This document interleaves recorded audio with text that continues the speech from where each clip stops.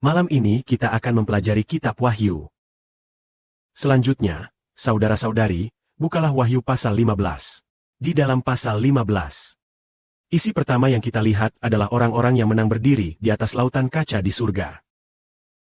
Yaitu berdiri di hadapan Allah. Di hadapan Tuhan Kristus, di hadapan 144.000 orang. Orang-orang yang menang ini, Mereka menunaikan nyanyian hamba Allah, Musa, dan nyanyian anak domba. lalu siapakah Musa ini? Anak domba, kita tahu, adalah Tuhan Yesus Kristus. Musa dari Sion, saudara-saudari, sebenarnya mengatakan dengan jelas, orang-orang yang menang. Pada waktu itu, Musa dari perjanjian lama belum bangkit. Karena itu, orang-orang yang berdiri di hadapan tahta Allah, Menunaikan nyanyian Musa bukanlah nyanyian Musa dari zaman dulu. Musa zaman dulu tidak dapat menebus mereka supaya memperoleh hidup yang kekal. melainkan Musa dari perjanjian baru. Dan orang-orang yang menang ini semuanya telah mengalahkan binatang dan patung binatang. Mengalahkan Rusia serta pemerintahan akhir zaman setan. Bukanlah Musa zaman dulu yang memimpin mereka, melainkan Musa dari perjanjian baru yang memimpin mereka. Lalu siapakah sebenarnya Musa dari perjanjian baru ini? Mari kita pelajari bersama. Setelah ini, saudara-saudari akan memahami rahasia kebenaran. Pertama-tama mari kita baca bagian dari Wahyu pasal 15.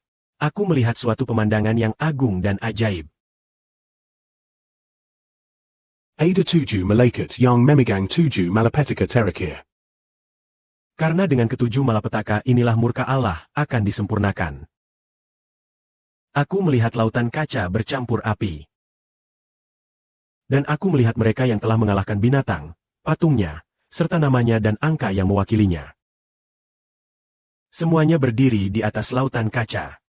Dengan memegang kekapi Allah di tangan mereka. Mereka menunaikan nyanyian hamba Allah, Musa, dan nyanyian anak domba.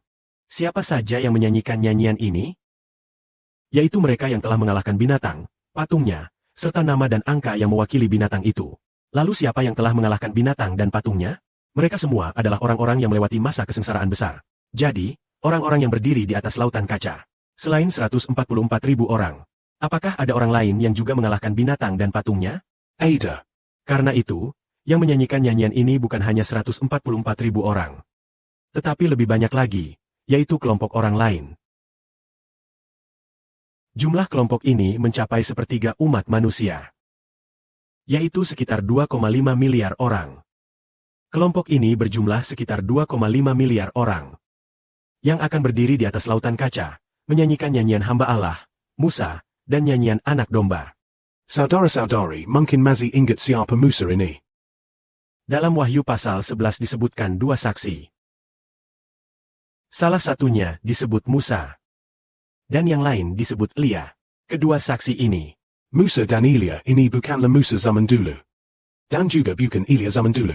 melainkan dua saudara di zaman ini. Di antaranya, Musa adalah saudara Sion.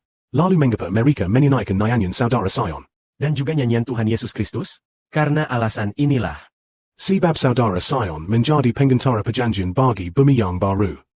Yaitu perjanjian agar mereka menjadi milik Allah. Mengapa mereka menyanyikan nyanyian anak domba? Yaitu nyanyian Tuhan Yesus? Karena di bawah penetapan Tuhan Yesus, dibuat perjanjian agar 144.000 orang menjadi milik Allah. Karena itulah kedua kelompok ini menyanyikan nyanyian yang sama.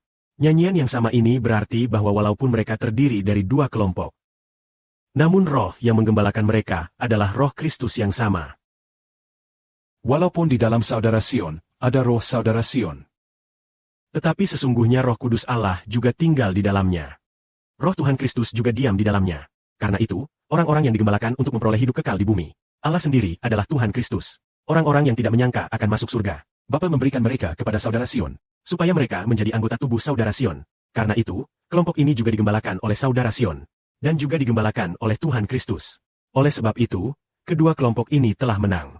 Baik 144.000 orang maupun kelompok besar. Yaitu mereka yang melewati masa kesengsaraan besar. Lalu bagaimana dengan mereka yang telah ditentukan untuk menang? Mereka semua telah menang. Kemudian mereka berdiri di atas lautan kaca. Menunaikan nyanyian hamba Allah, nyanyian Musa dan nyanyian anak domba. Dengan demikian kita mengerti bahwa nyanyian yang mereka nyanyikan bukanlah Musa dari perjanjian lama, melainkan Musa dari perjanjian baru. Sekarang ini adalah zaman perjanjian baru. Hanya orang-orang yang berada dalam perjanjian iman yang dapat mencapai surga. Mereka berdiri di atas lautan kaca. Tuhan Yesus berkata, seseorang harus dilahirkan kembali untuk masuk ke dalam kerajaan surga. Orang-orang ini semuanya adalah orang yang dilahirkan oleh Roh Kudus. Musa dari perjanjian lama bahkan belum bangkit sendiri. Lalu bagaimana mungkin membicarakan kelahiran kembali? Musa dalam perjanjian baru bukan Musa dari perjanjian lama yang membawa lo batu di gunung Sinai. Melainkan orang yang berasal dari surga dan orang yang berasal dari bumi, yang menuntun mereka melewati masa kesengsaraan besar. Dia adalah Musa yang dapat membawa saudara-saudara Sion menuju gunung Sion surgawi. Segala kemuliaan bagi Bapa. Amin.